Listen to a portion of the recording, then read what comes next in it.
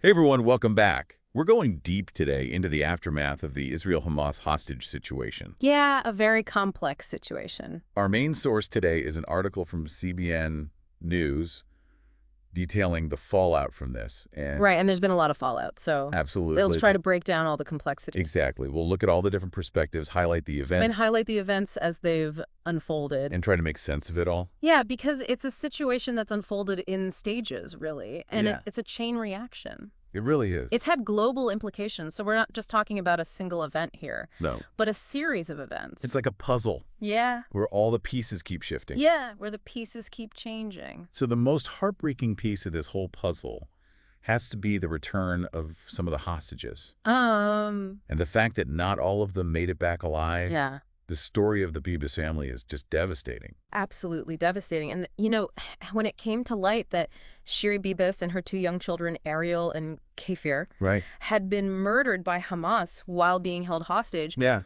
that sent shockwaves everywhere. I did. It's just added this deeply tragic dimension Right. to what was already an incredibly tense situation. And Prime Minister Netanyahu actually held up pictures of them Yeah. during a session of the Knesset. And he really urged everyone to remember their faces and their names. Powerful. And he said, and this is a quote, this photo says it all, to always remember what we are fighting against and against who we are fighting. And that statement, I think, from Netanyahu really highlights the emotional weight Oh, absolutely. of this entire situation. It goes beyond policy and politics. Right. And you can really feel the fear and the anger that I think a lot of Israelis feel. Yeah. And of course, this sets the stage for a possible escalation of the conflict. And speaking of that escalation, I was really struck by how Hamas handled the hostage releases because they released 6 hostages, but then they also paraded around 2 others that they weren't actually freeing. Right. It felt very calculated, almost like a propaganda move. Well, what's fascinating about that is this tactic of using hostages as a tool for propaganda Right. actually has historical parallels if you think back to the hijackings that were really prevalent in the 1970s. Oh, wow. Those events often had a similar goal, Wow. to manipulate public perception, to project an image of strength, and to exert, a degree of control over the situation. Wow. I never thought about it like that. Yeah. That's really interesting. And if we connect that back to the current situation, Yeah. these kinds of actions by Hamas really have a direct impact on those ceasefire negotiations. Yeah. Adds another layer of mistrust, Right. makes it even harder to find that common ground. Okay, so moving on, I wanted to discuss how this whole situation has been portrayed in the media, Okay. because there's been a lot of controversy surrounding how the Associated Press reported on the Bibas family tragedy, Yeah. and particularly the language that they used. Right. Congressman Richie Torres and Senator Mike Lee were among those who were very critical of the AP. Mm-hmm. They felt like the reporting was downplaying the severity of the murders. Yeah, the language used to describe events like this is so important. It is. It shapes how people understand the situation, Absolutely. especially in a conflict zone where information can almost be used like a weapon, Yeah. and even subtle word choices can have a huge impact on how people perceive what's going on. And Torres even said, and I quote here, the AP chooses to whitewash the baby killers, calling them militants rather than terrorists, and claiming the children died rather than were murdered in captivity. Disgraceful. It's powerful, and I think it really shows how deeply people feel about this. And Yeah. it really, I think, highlights the very difficult balance that the media has to strike, Absolutely. especially in these emotionally charged situations. Right. On one hand, there's this responsibility to report the facts objectively, but then on the other hand, there's always the potential for unconscious bias to creep in Yes. and influence how the story is told, Right. which can then, of course, impact public opinion Right. and then even influence policy decisions. Wow. It's really a complex issue. It is. And this whole ordeal has definitely influenced Israel's response, wouldn't you say? Yeah. I mean, we're seeing this significant increase in their military actions. Yeah. They've even deployed tanks into the West Bank for the first time in decades. Wow. And Netanyahu said, we fight terrorism by all means and everywhere. That's a really significant development. It is. Deploying tanks is not just a symbolic gesture. Right. It sends a very powerful message of strength Yes. and a clear willingness to escalate the conflict if necessary. Yeah. I think it suggests that Israel is adopting a much more assertive stance, Right. especially after the breakdown of the ceasefire negotiations and the horrific loss of the hostages. And it's not just the tanks. Yeah. Israeli jets flew over the funeral of former Hezbollah leader Hassan Nasrallah, Right. who, just as a reminder, was killed in an Israeli airstrike a while back. Yes. And to make things even more tense, the Israeli military released the footage of his death on the same day as the funeral. Talk about a bold move. It is. You know, the timing of that release and the flyover, I mean, it sends such a clear message. Yes. It's almost as if Israel is saying, Right. we're not intimidated by you, and we're ready to take decisive action against those we perceive as threats. Yeah. And they're doing this despite any international pressure they might be facing. Does this feel like a turning point to you?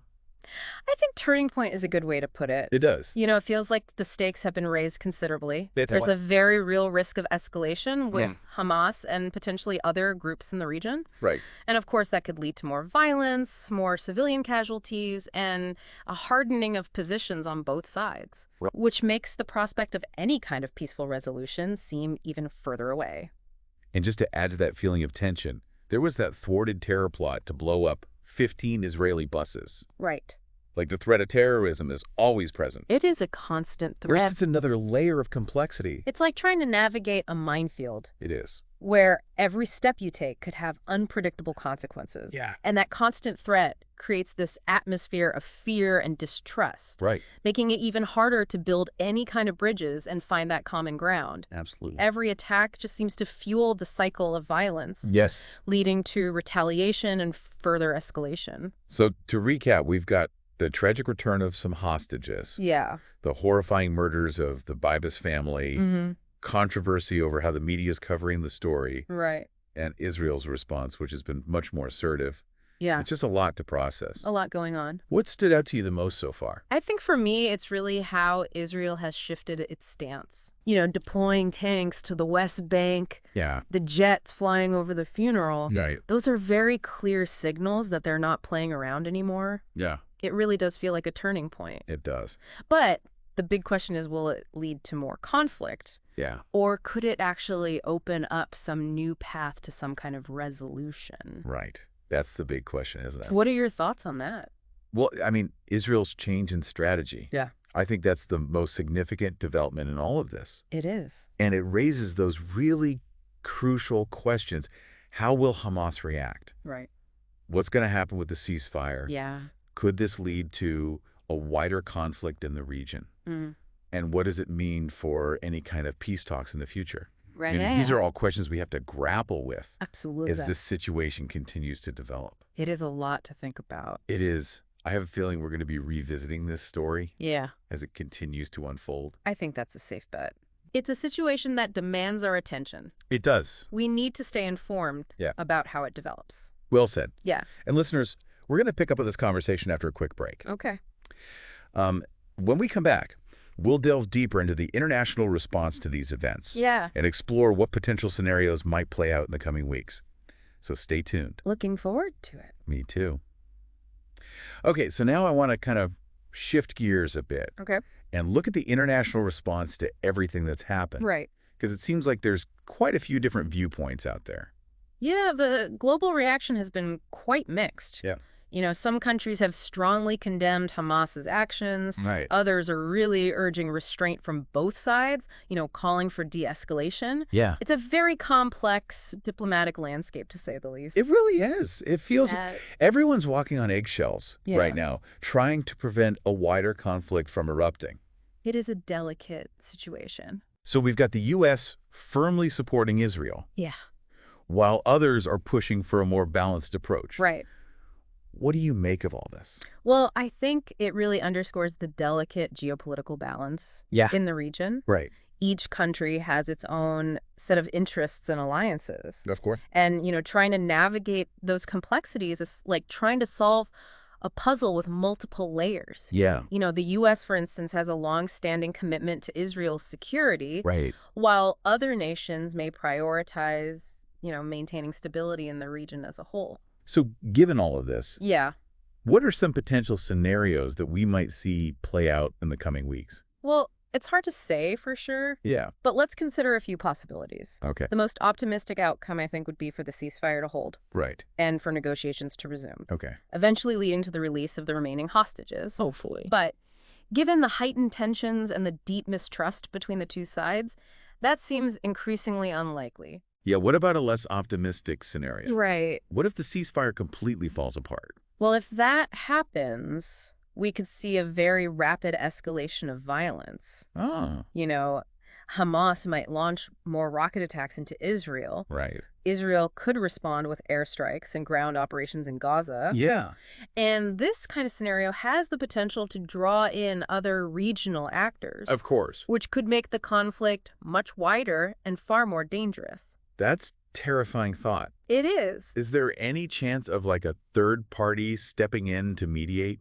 It's certainly a possibility. Okay. Egypt, for example, has played a mediating role in the past, Right. and the United Nations could also get involved. Yeah. But the success of any mediation effort, I think, would really depend on whether both Israel and Hamas are willing to compromise Right. and engage in good faith negotiations, Absolutely. which, given the current climate, is a big if. It is a big if. Yeah. And what about the wider impact on the region? Right. Is there a risk that this could spill over into neighboring countries? That's definitely a concern. Yeah. The conflict between Israel and Hamas has a history of raising tensions. Right. In surrounding countries, particularly Lebanon, where Hezbollah has a very strong presence. Right. So any escalation could trigger a chain reaction Yeah. that would destabilize the entire region Wow. and potentially lead to a much broader conflict. Okay, so we've got this extremely tense geopolitical situation Yeah, and the constant threat of terrorism hanging over everything. right. But we also can't forget about the potential humanitarian crisis that's brewing. No, absolutely. Gaza is already struggling with poverty and limited resources. And a renewed conflict would just make things so much worse. You're absolutely right. The humanitarian situation in Gaza is already dire. Yeah. Any further escalation would be catastrophic. Good. We've seen the devastating impact of past conflicts. Right. Destruction of infrastructure, displacement of families, and countless casualties. The international community really needs to be ready to respond quickly and effectively Yes. to alleviate the suffering of innocent people caught in the crossfire. It's so easy to get lost in all the political maneuvering and the military strategies. Right. But we have to remember that real people are at the heart of this. Their Absolutely. lives are being shattered. I couldn't agree more. Behind every headline, behind every statistic, Yeah. there are human stories of loss and fear and displacement. Yes. Those stories deserve to be heard, They do. and their suffering needs to be acknowledged and addressed. So where do we go from here? Right. What's the most likely path forward? It's tough. Yeah. Predicting the future is always tricky, It is. especially in a region as volatile as the Middle East. Yeah. But I think one thing is for certain. Yeah. The next few weeks are going to be critical. I think so. The choices made by those key players, Right. both within the region and on the global stage, Yeah.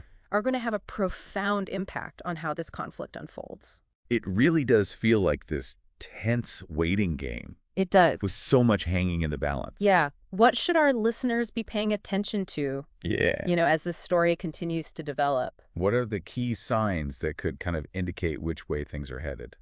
Well, there are several things to keep an eye on. Okay. First, any statements or actions coming from Hamas and Israel Right. regarding the ceasefire and the possibility of new negotiations. Yeah. I think that'll be very telling. Absolutely. Second, it's important to monitor the international response, Right. particularly from those major players like the U.S., Egypt, and the United Nations. How involved they become and what kind of pressure they put on both sides. Right. That will be crucial. Yeah. And lastly, we need to watch the situation on the ground very carefully, Yes. both in Gaza and the West Bank. Right. Any signs of escalating violence, military buildup, or civilian casualties could indicate that the situation is deteriorating. Yeah, it's a lot to take in and keep track of. It is. But it's vital to understand all these nuances. It is. To grasp how complex this conflict is and what the potential consequences might be. I wholeheartedly agree. This isn't just some far-off event happening in another part of the world. No. It has ripple effects that reach across the globe, Yeah. influencing international relations, energy prices, even the fight against terrorism. Wow. This is a story that requires our attention, It does. our analysis, and our empathy. I love that you said it perfectly. Yeah. So we've covered a lot of ground in this deep dive. We have. And it's clear that the situation is still very much in flux. Yeah. But we're going to pause here for a moment. Okay. And when we return, we'd love to hear from you, our listeners. Absolutely. We've got some thought-provoking questions for you, Yes, and we're really interested in your perspectives on this complex and evolving situation. very much so. So stay with us. Welcome back, everyone. We've been exploring this really complex situation in Israel and Gaza from a lot of different angles, but now we want to hear from you, our listeners. Yes, it's so important in situations like this to really try to broaden our understanding, to Right. challenge our own assumptions, and to consider multiple viewpoints. Absolutely. And hearing from you can help us all do that. Yeah, So we've got a couple of questions to kind of get us started. right. Given all the tension and the unpredictable nature of this conflict, what scenarios do you see potentially unfolding in the coming weeks? Like, what seems like the most likely outcome to you? And, another question to consider is how can the international community effectively address the humanitarian crisis in Gaza Right. while also working towards some kind of lasting peace between Israel and Hamas? Yeah. What role do you think different countries should play? It's a tough question It is. with no easy answers, Right. but these are exactly the kind of conversations we need to be having. Absolutely. So we really encourage you to share your thoughts and your concerns and your hopes for the future. Because at the end of the day, engaging with these complex issues and trying to understand them, that's really a crucial step It is. towards finding solutions and working toward a more peaceful world. I love that. And on that note, we've reached the end of our deep dive for today. Well, We hope this has been informative and thought-provoking for you, yeah, maybe even a little bit challenging. definitely. But remember, knowledge is most powerful when it's shared and discussed. Absolutely. So keep having these conversations, Right. keep asking those tough questions, Right. and never stop seeking understanding. Couldn't agree more. Well, thank you so much for joining us on this journey. It's been a pleasure. It has. Until next time, stay curious, stay informed, and stay engaged.